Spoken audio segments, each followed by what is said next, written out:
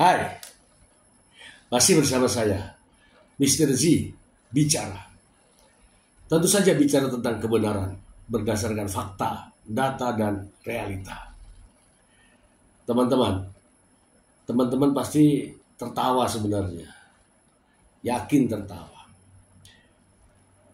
Tudingan Mbak Imbong kepada Paula Verhoeven selingkuh, pasti Anda tertawa. Bagaimana tidak? Begini ya, Paula Verhoeven itu model top papan atas Indonesia. Model top papan atas Indonesia sekali lagi. Dan sudah sering tampil di ajang internasional. Tapi anehnya, Mbak Imbong menuduh Paula Verhoeven selingkuh sama Borokokok. Ini jian tenan ya. Maksud saya gini, mbok nuduh itu yang keren gitu loh. Ya siapa kek, pangeran siapa kek, menteri siapa, atau setidak-tidaknya bintang film siapa. Nuduhnya, aduh, ini sengaja ya teman-teman, sengaja menjatuhkan ya gitu ya. Sengaja menjatuhkan harkat dan martabat Paula Verhoeven. Apakah selera Paula Verhoeven yang seorang model papan atas, top ya bahasanya itu, seleranya begini? Saya yakin tidak mungkin lah Paula Verhoeven, nggak masuk akal lah ya, nggak masuk akal. Ini merendahkan istrinya satu ya. Bagaimana bisa mengukur istrinya selingkuh dengan ini? Selera istri masa ada sulit ya. Kalau model top itu ya sama model gitu, atau sama apalah, pangeran mana gitu. Bukannya sama ini orang duit kagak ada, ganteng kagak, fisik ya tambun gitu ya, jelas bukan idola seorang model ya kan. Udahlah, banyak hal yang tidak sesuai. Mungkin ada teman-teman yang berpikir, iya kan namanya nganu. Ada saja orang itu ya. Melihat orang mau selingkuh itu yang lebih baik, yang lebih matang, yang lebih tampan, yang lebih keren, yang lebih ini, yang lebih ini. Nah kalau ini serba kurang. Tidur aja di rumahnya orang, kerja aja sama baim, duit aja ngutang bahasanya. Kok nuduhnya ke situ? Ya mungkin ada alasan lain ya kan. Oke teman-teman, ada satu berita nih, bagus sekali, kita simak bersama-sama. Peran Hotman Paris Hutapea. Apa yang sebenarnya diinginkan oleh Hotman dengan bergabung memberikan dukungan kepada Paula Verhoeven? Mari kita simak bersama. Dari Tribun Seleb, Hotman Paris minta Paula Verhoeven jadi wanita yang mandiri agar Mbak Imbong menyesal. Wah.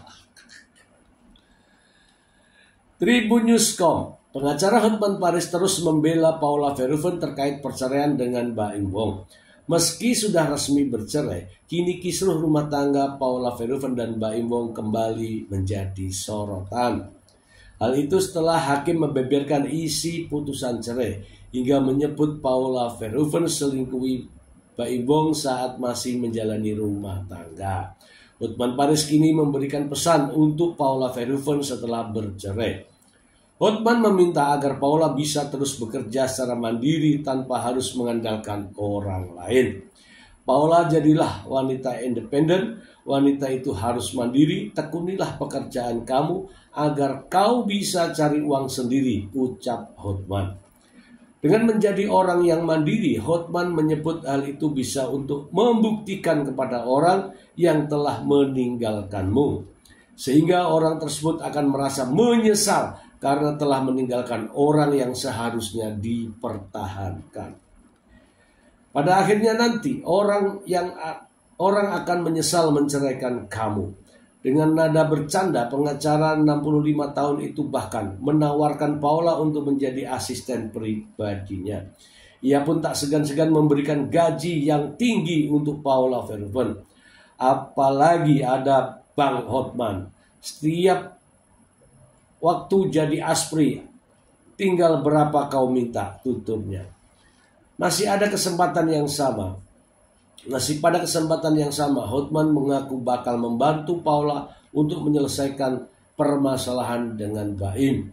Namun demikian, Hotman menyebut dirinya tak mau menjadi pengacara Paula. Saya tidak berniat menjadi pengacaramu, ujar Hotman. Dikatakan Hotman, dirinya akan terus bersuara mengenai apa yang dialami oleh Paula. Menurutnya, apa yang ia ungkapkan nantinya bisa membantu mempengaruhi opini publik. Tapi suara-suara saya akan sangat berpengaruh untuk membentuk opini publik. Karena di Indonesia ini, no viral, no justice. Hotman juga menyarankan jika berniat menggelar konferensi pers, Paula harus tetap bersama kuasa hukumnya. Adapun Hotman bersedia mendampingi namun tak mau menjadi bagian dari tim kuasa hukum. Saya bilang, kalau kau konferensi pers harus dengan pengacaramu. Kalau kau butuh pendamping, saya gak apa-apa. Tapi saya tidak mau menjadi pengacaramu, papar Hotman. Untuk informasi, Paula dan Baim telah resmi bercerai pada 16 April 2025. Meski sudah bercerai, kisruh rumah tangga keduanya kini malah berlanjut. Oke, teman-teman ya, kita bahas ya terkait dengan Hotman ini ya. Ya teman-teman ya, saat sidang perceraian yang terakhir ya, itu penuh drama ya teman-teman, penuh drama. Sudah banyak orang-orang, teman-teman, para ahli yang sudah mengulasnya. Kalau sidang putusan yang sifatnya ekor itu tidak dihadiri oleh para pihak. Tapi anehnya ada sidang, ada hakimnya sama-sama ya, kemudian diketok palu dibuka, kemudian ditutup. Dan yang hadir hanyalah pihak Baim Bong. Saya yakin teman-teman juga melihatnya. Teman-teman mungkin juga ngomong, kan biasa begitu sidang. Tidak teman-teman ya. Kalau sidang ekor putusannya itu ya dibacakan tapi tidak seperti sidang. Ya, nanti teman-teman akan tahu nanti ya. Ini kan sudah dilaporkan.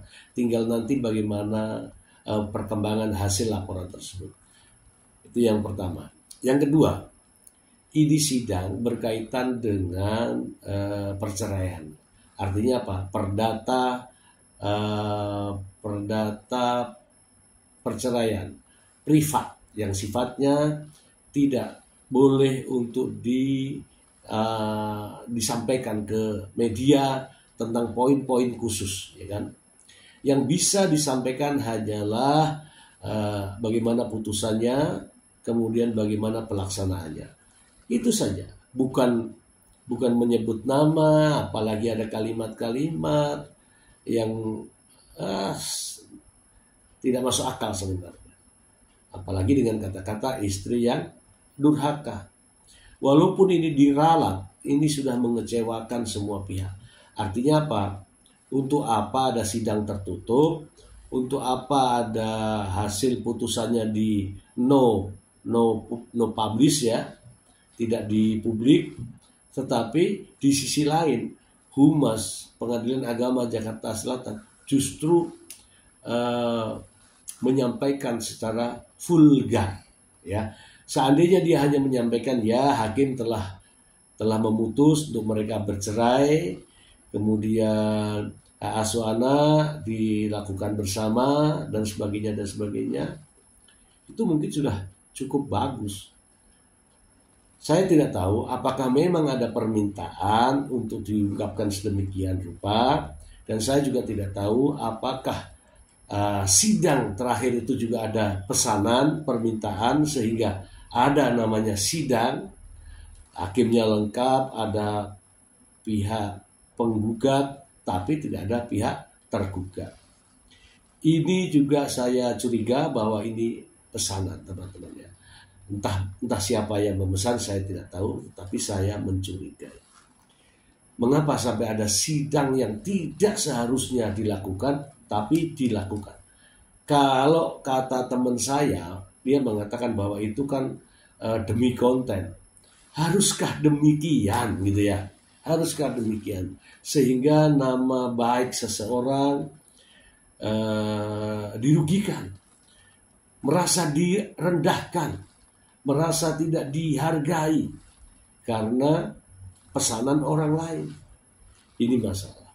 Dan yang lebih aneh ya teman-teman, yang lebih aneh, sidang itu belum dibacakan, tetapi Mbak Imbong itu sudah konferensi pers bahwa jika nanti sidang hasilnya sesuai dengan yang diharapkan, sesuai yang saya harapkan, maka saya minta Paula tidak banding. Ya kalau tidak banding, kalau bahasanya bagus mungkin nggak ada masalah. Tapi kalau bahasanya sudah menyangkut masalah harga diri, harkat dan martabat, ya haruslah, ya harus banding, harus banding. Jadi teman-teman, baik yang pro maupun yang kontra, baik yang pendukung Mbak Imbong maupun pendukung Paula Verhoeven, kita menelaah itu dengan jernih lah teman-teman ya, dengan jernih. Apakah sidang perceraian itu begini? Kan begitu ya? Ya jangan dijawab iya teman-teman. Tidak. Faktanya itu tidak. Banyak kok orang yang bercerai, banyak kok orang yang ngikutin sidang. Tidak begini teman-teman. Ini karena ada sutradaranya teman-teman ya. Ada sutradaranya sehingga seolah-olah ada pembenaran, padahal itu dilarang. Sidang ekot ya ekot, bukan sidang secara fisik. Ini teman-teman ya, silahkan ditelaah secara jernih. Jangan asal nulis di kolom komentar, kan begini. Itu Anda berarti tidak berpikir. Mari kita berpikir yang logis ya. Sidang perceraian tertutup, semua tertutup. Begitu sidang terakhir itu sudah ekot, sudah jelas tidak dihadiri oleh para pihak. Tapi anehnya dihadiri oleh pihak penggugat. Dan anehnya hasil sidang konferensi pers. Padahal ini teman-teman ya, ada ribuan kasus perceraian di Pengadilan Agama Jakarta Selatan, khusus Jakarta Selatan. Tapi tidak ada yang konferensi pers. Atas pesanan siapa ini? Oke, semoga bermanfaat. Terima kasih. Bye.